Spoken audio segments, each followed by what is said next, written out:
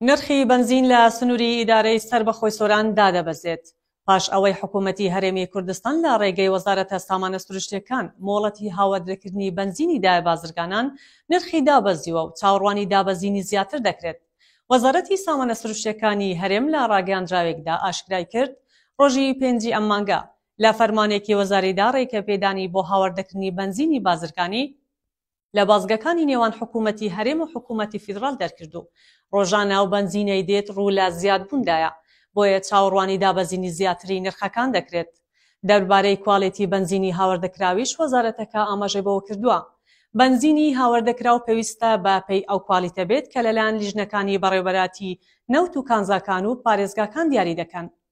ئەو بڕیارەی حکوومەتی هەرێمی کوردستان سنووری ئیدارەی سەربەخۆی سۆرانیش دەگرێتەوە و نرخی بنزین دادەبەزێنێت.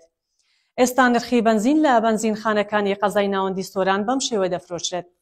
بنزینی جۆری داناس 820 دینارە، بنزینی جۆری محەسەن 1000 دینارە، بنزینی جۆری سوپەر 1250 دینارە، بنزینی جۆری حکومیش 750 دینارە.